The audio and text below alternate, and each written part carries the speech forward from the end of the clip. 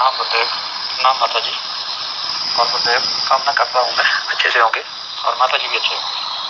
हाँ तो गुरुदेव कल आपकी कृपा के द्वारा मैं 4:30 बजे साधना कर रहा था गुरुदेव, और उसके बाद मैं समाधि में चला गया और 4:30 बजे से लेकर रात 10 बजे मेरे को होश आया गुरुदेव। आपकी बहुत कृपा बरसी मेरे ऊपर गुरुदेव, इतनी कृपा बरसी मैं बयान नहीं कर पाता गुरुदेव। और गुरुदेव आज मेरे को ऐसा लग रहा है कि जैसे किसी मैं एकांत जगह में चला जाऊँ जहाँ मेरे को कोई बुला ही नहीं। अब मेरे को ये लग रहा है कि मैं कहीं जाके बैठ जाऊँ, और ये वादियाँ की जो पेड़ पौधे हैं गुरुदेव, ये भी ऐसा लग रहा है जैसे मेरे से बातें कर रहे हैं, और ये पानी जलता है, ऐसा सब लग रहा है मेरे को जैसे संगीत सुनाई देता है। और गुरुदेव जब मैं समाधि में था उस समय एक अजीब सी सुगंध महसूस हो रही थी। अब भी मेरे को गुरुदेव वो सुगंध महसूस हो रही है, ये सब आपकी कृपा है गुरुदेव। और जो मेरे को अनुभव हुए हैं गुरुदेव, वो मैं आपके पास बैठ के सामने फिर वो आपसे मैं शेयर करूंगा, एक एक बात के लिए जाऊंगा। प्रणाम गुरुदेव, प्रणाम माँ। प्रणाम आपको और प्रणाम आप सभी को।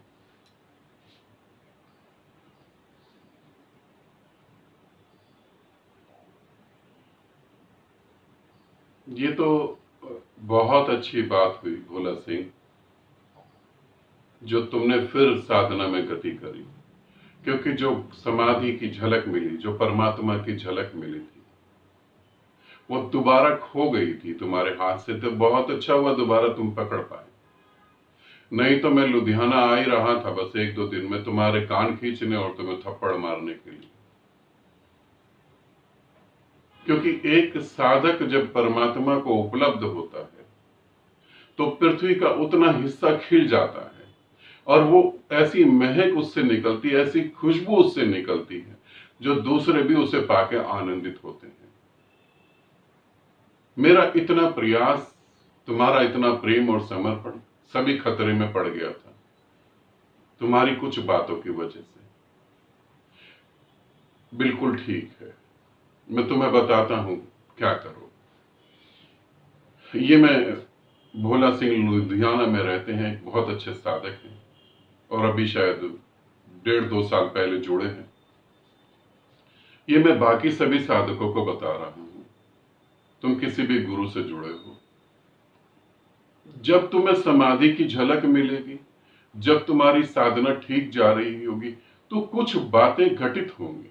और अगर तुम्हारी साधना गलत जा रही है और तुम्हारे मन में सिर्फ भ्रम है कि बहुत कुछ दिख रहा है, प्रकाश दिख रहा है, नाद दिख रहा है, ये सब हो रहा है, तब क्या होगा? साधना गलत जा रही है तब क्या होगा? साधना सही जा रही है तब क्या होगा? साधना तुम्हारी सही जा रही है, समाधि तुम्हें घटित हो गई है, तो स्वाभाविक एक बात तुम्हें घटित होगी कि कहीं एकांत में जाकर अब रहूं, कहीं एकांत में, नदी किनारे, पेड़ों में, पहाड़ों में, जंगलों में चला जाऊं, चुपचाप शांत बैठूं, इतना शांत कि कोई मुझे बुलाए नहीं, कोई मुझे आवाज ना दे, इतना शांत कि शांत होने का भी मुझे बोध ना हो, इतना लीन कि लीन होने का भी बोध ना हो। सही साधना होगी तो ये घटित होगा। गलत साधना हो रही है तो क्या घटित होगा? मेरे बच्चे क्या कर रहे हैं, मेरी पत्नी क्या कर रही है, मेरा पति क्या सोच रहा है, ऐसा करूंगा तो ये होगा, ऐसा कर दूंगी तो ऐसा हो जाएगा, वैसा कर दूंगी तो ये हो जाएगा। संसार पूरा दिमाग में चल रहा है, ये घूम रहा, ये रुक नहीं रहा, तो साधना गलत हो रही है। अब इसको रोकने के लिए वो क्या सोचेगा? ध्यान रखना, देखो दोनों साधक एक जगह आएंगे। इसको रोकने के लिए वो सोचेगा एकांत में चला जाऊं, कहीं जंगलों में चला जाऊं। पति पत्नी को, बच्चों को, माँ बाप को छोड़ के तुम जंगल में चले जाओगे, उन शरीरों को छोड़ दोगे जिन्हें तुम पति पत्नी कह रहे हो, उन शरीरों को छोड़ दोगे जिन्हें तुम बेटा बेटी, माँ बाप ये कह रहे हो, उन शरीरों को छोड़ोगे। एक तुम्हारे यहां पे जो पति पत्नी घुस गए हैं, उसको तो तुम जंगल में भी लेके जा रहे हो, उसका क्या करोगे तुम?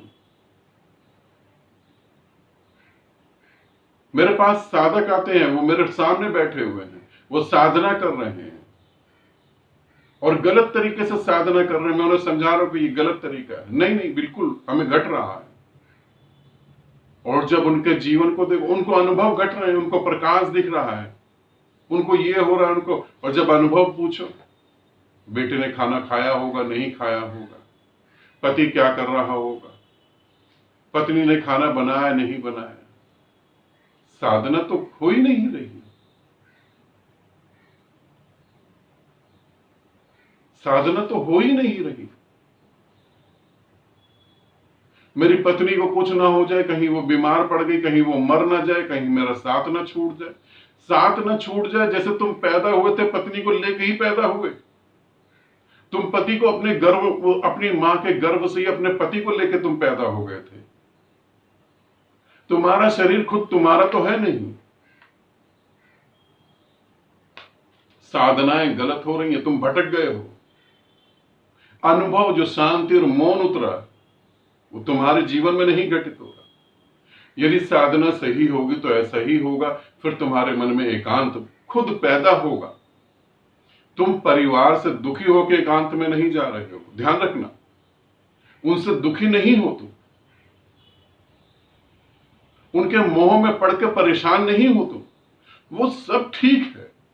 मगर अब मैं एकांत में जाना चाहता हूं, अब मैं अपने परमात्मा को भरपूर जीना चाहता हूं। अब मैं अपनी सांसों की भी दखल अंदाजी नहीं पसंद कर रहा। जो भोला सिंह के साथ घट रहा है बिल्कुल ठीक घट रहा है। यदि तुम मेरे को समझो तो मैं यही चाह रहा हूं, और ठीक बिल्कुल जुन जुन को तुमने पूजा होगा, उन उन के बारे में जब तुम इतिहास में झांकोगे, सब एकांत में गए, सब एकांत में गए। उन सब की जीवनी में, उन सब के इतिहास में यह बताया गया, इतने समय के लिए व्यक्ति पता नहीं कहां चला गया। तो अगर भोला सिंह ऐसा घट रहा तो इंतजाम करो, घर को बोलो कि कुछ समय मेरे को एकांत में बिताना है और एकांत में बिताओ। तुमने कहा अनुभव तो जो मेरे को घटे मैं सामने बताऊंगा, सामने बताने की जरूरत नहीं है, तुम सामने ही हो मेरे साथ हमेशा। मैं पंजाब के जितने भी साधक हैं, नीलम, सरिता गंजू, तुम, रूड़चंद पठानकोट में, हिमाचल में जो साधक हैं, तुम सभी पे मेरी पूरी निगाह है। तुम सभी पे, चंडीगढ़ में जो साधक हैं, खड़क सिंह, गुरविंदर, अमृतसर में और साधक हैं। मैं तुम्हारे को यह कहना चाहता हूं कि मैं हर जगह कम से कम 200 साधक बुद्धत्व को उपलब्ध करवा के देना चाहता हूं। चंडीगढ़ में कम से कम 200 साधक ऐसे हों जिन्हें परमात्मा उपलब्ध हो गया।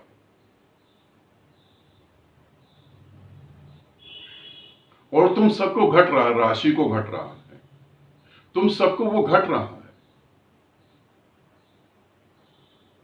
मगर तुम उसे संभालो। मैं इसीलिए ही बीच में बोल रहा था कि मैं तुम्हें गुस्सा कर रहा हूं। तुम उसे संभालो। मुझे हर जगह, और मैं बहुत प्रयास कर रहा हूं, जल्दी से जल्दी ऐसे ग्रुप बना रहा हूं कि हर जगह कम से कम 150 से 200 साधक तो परमात्मा को उपलब्ध हों। और ये तुम लोगों से ही होगा। पंजाब के बारे में तो मैं ज्यादा नहीं सोच रहा, वहां तो मुझे पता वो होगा ही होगा, क्योंकि बहुत सारे साधक परमात्मा की तरफ एकदम गति कर पड़े और वो बहुत जल्दी पहुंच भी जाएंगे। दिल्ली में भी साधक हैं। दिल्ली वाले साधकों के लिए तो मैं 15 नवंबर के आसपास एक ग्रुप चालू कर रहा हूं, जिसमें 1 महीने में जो है आपको बुद्धत्व घटना ही चाहिए। अभी मैं कुछ दिनों बाद एक वीडियो दूंगा, नवंबर में हम वो ग्रुप चालू करेंगे, जिसमें 5 घंटे आप मेरे साथ बैठ के कंटिन्यू साधना करेंगे, मेरे सामने बैठ के, मेरे साथ बैठ के। ऐसे लखनऊ में साधक हैं, राजस्थान में साधक हैं। ऐसे में सभी जगह साधक छोड़ना चाहता हूं जो बुद्धत्व को उपलब्ध हो जाए। और जो तुम्हें साधना में घट रहा है वो बहुत अच्छा घट रहा है। बाकी सभी साधकों को भी ऐसा भाव पैदा होता है कि मुझे एकांत में रहना चाहिए। दोबारा से रिपीट कर दूं, मुझे एकांत में रहना चाहिए। किस स्थिति में घर से मुझे कोई दिक्कत नहीं है, मैं किसी के मोह में नहीं हूं, मैं किसी से परेशान नहीं हूं। अब मुझे एकांत में रहना चाहिए, फिर तुम एकांत में रहो। मगर घर से भागकर भगोड़े बन के तुम एकांत में रहो तो तुम कभी एकांत में रह नहीं पाओगे। बार बार तुम्हें पति पत्नी बच्चे खींचेंगे, तुम अपना भी समय बर्बाद करोगे, दूसरे साधकों का भी समय बर्बाद करोगे। और मैं नहीं चाहता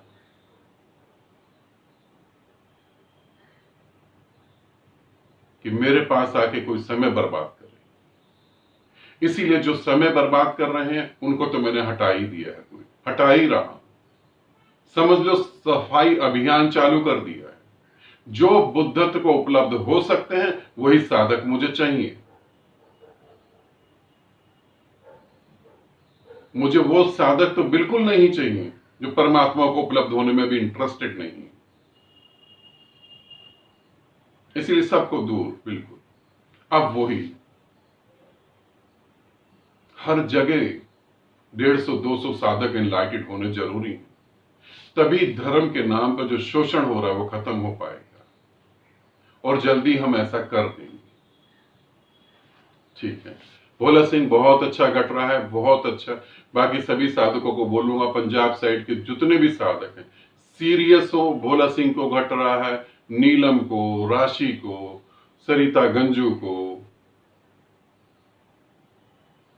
और बहुत सारे साधक हैं, उनके नाम नहीं लूंगा क्योंकि नाम लेने से भी डगमगा जाते हैं आप लोग। आप पूरे अच्छे से साधना में उतरे, खूब डूबे, और समाधि की एक झलक के बाद ये मत सोच लेना कि हमें गुरु करने की जरूरत नहीं है, कि गुरु का काम खत्म हो गया अब हम छोड़ते हैं। नहीं, जरूरत है तो जरूर करें। ठीक है, आनंदित रहें, सदा खुश रहें। बहुत बहुत प्रेम आप सभी को।